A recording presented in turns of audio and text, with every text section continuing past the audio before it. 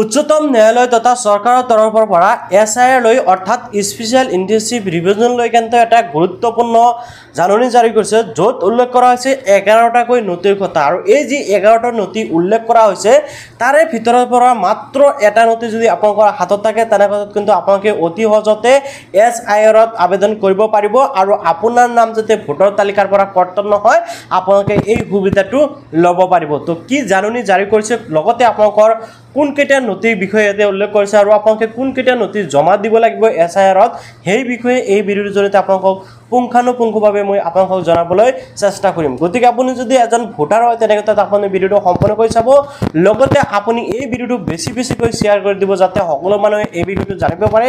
কিয়নো SIR লৈ কিন্তু বহুত সংখ্যক মানুহে ভয়ত আছে, আতংকিত হৈ আছে, সেইসকলে যাতে এই ভিডিঅ'টো চাব পাৰে আৰু তেওঁলোকে যি আতংকিত হৈছে সেয়া যাতে তেওঁলোকৰ মনৰ পৰা আঁতৰ হৈ যায়, যাৰ বাবে আপোনালোকে ভিডিঅ'টো বেছিকৈ শ্বেয়াৰ কৰি দিব। এতিয়া মই আপোনালোকক সকলো কথাখিনি মোবাইলৰ জৰিয়তে ভালকৈ বুজাই দিবলৈ চেষ্টা কৰিম। প্ৰথমতে আপোনালোকে জানি লওক যে SIR লৈ ইলেকশ্যন কমিশ্যন অফ ইণ্ডিয়াই কোনকেইটা ডকুমেণ্টছৰ কথা উল্লেখ কৰিছে যিসমূহ ডকুমেণ্টছ আপোনালোকৰ বাবে একচেপ্ট হ'ব।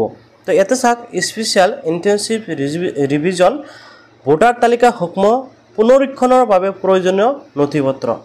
তো প্ৰয়োজনীয় নথিপত্ৰসমূহ কি এবাৰ মই আপোনালোকক দেখুৱাইছোঁ, আপোনালোকে ভালকৈ বুজি পাব।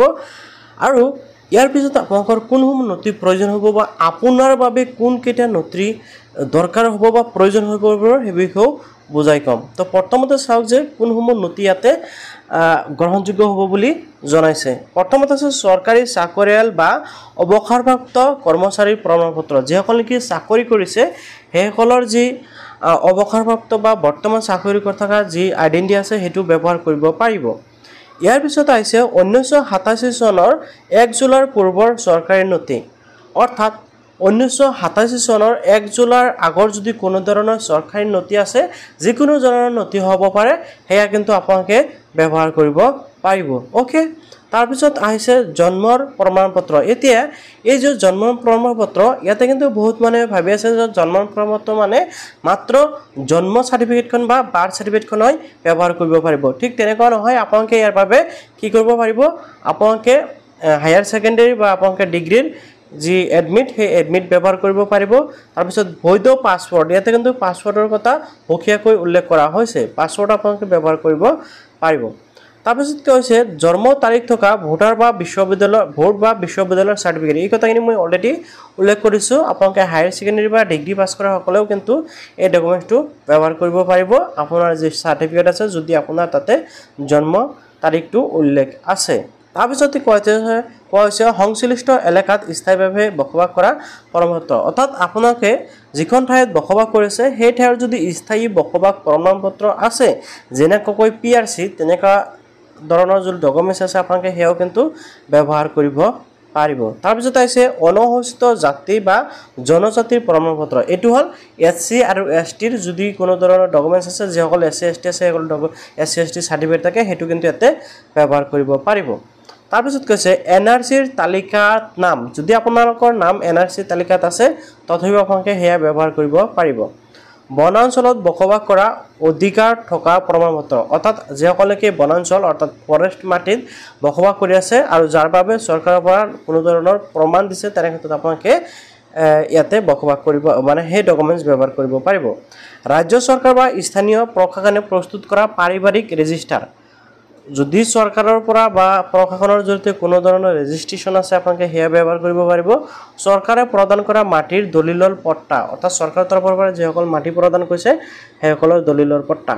এতিয়া এই যে 11টা নথিৰ কথা ইয়াতে উল্লেখ কৰা আছে, ইয়াৰ পৰা মাত্ৰ আপোনালোকৰ এটা ডকুমেণ্টছ প্ৰয়োজন হ'ব, সেয়া হ'ল যে আপোনাৰ জন্ম প্ৰমাণপত্ৰ, আৰু দ্বিতীয়টো প্ৰয়োজন হ'ব আপোনাৰ আইডেণ্টি প্ৰুফ। ঠিক আছে, আইডেণ্টি প্ৰুফ আপোনালোকৰ বাবে ইমান এটা ডাঙৰ কথা নহয়, কিন্তু আপোনাৰ জন্ম প্ৰমাণটোৱে অলপ প্ৰয়োজনীয় হৈ পৰিছে।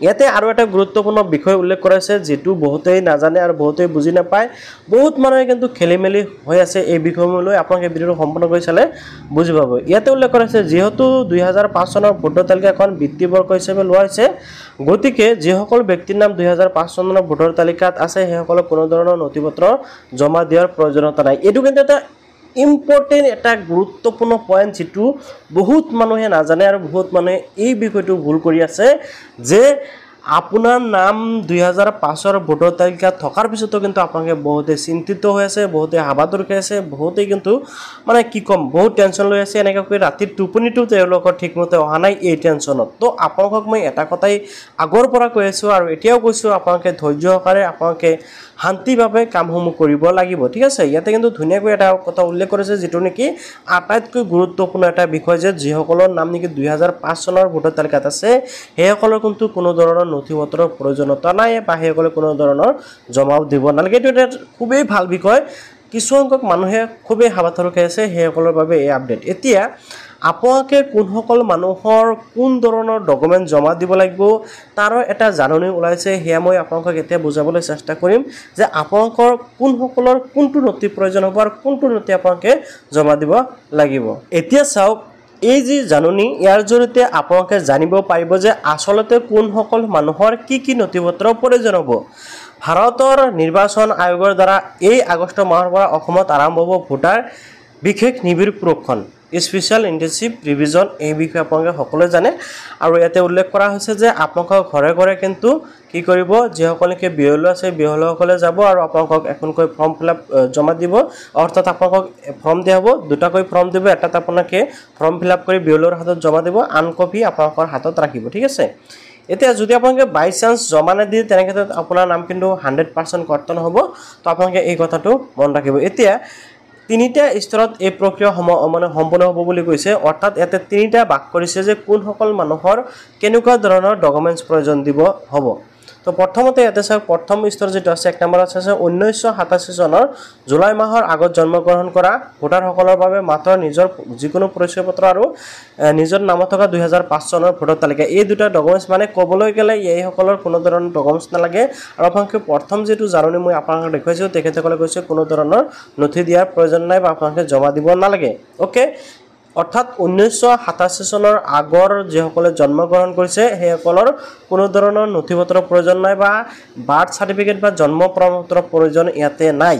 তো আপোনালোকে এই বিষয়টো ভালকৈ বুজি ল'ব। বহুত সংখ্যক মানুহে ইয়াতে ভুল কৰি আছে, 4-5 হাজাৰ টকা খৰচ কৰি নিজৰ বাৰ্থ চাৰ্টিফিকেটখন বনাই আছে। এতিয়া আহিছোঁ দ্বিতীয় পৰ্যায় যেটো বা দ্বিতীয় সিস্টেম যেটো, এইটো হ'ল 1987 চনৰ পৰা 87 চনৰ জুলাই মাহৰ পৰা 2002 চনৰ ডিচেম্বৰ মাহৰ ভিতৰত যিসকল নেকি জন্মগ্ৰহণ কৰিছে সেইসকলৰ কিন্তু ইয়াতে জন্ম প্ৰমাণপত্ৰ প্ৰয়োজন হ'ব। ইয়াতে কোৱা হৈছে নিজৰ যিকোনো পৰিচয় পত্ৰ প্ৰয়োজন হ'ব, জন্ম প্ৰপত্ৰ প্ৰয়োজন হ'ব, তাৰপিছত পিতৃ বা মাতৃ যিকোনো এজনৰ পৰিচয় পত্ৰ প্ৰয়োজন হ'ব, নিজৰ অথবা নিজৰ মাতৃৰ নামত থকা 2005 চনৰ ভোটাৰ তালিকা পিতৃ মাতৃৰ নামত থকা ভোটাৰ তালিকা প্ৰয়োজন হ'ব।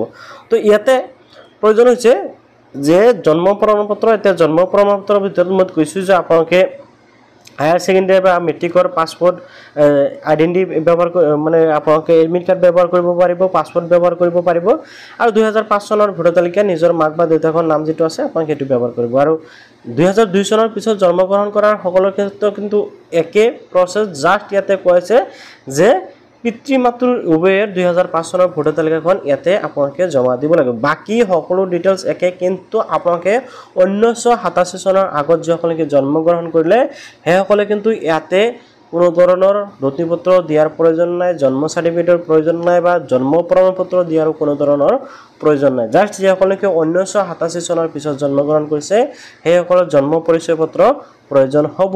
এই বুলি যে আপোনালোকে জন্ম চাৰ্টিফিকেটখনে লাগিব সেয়াও নহয়, আপোনালোকে অন্য যিকোনো ডকুমেণ্টছ কিন্তু জন্ম প্ৰমাণ হিচাপে জমা দিব পাৰিব। তো আশা কৰোঁ আপোনালোকে নিশ্চয় বুজি পালে।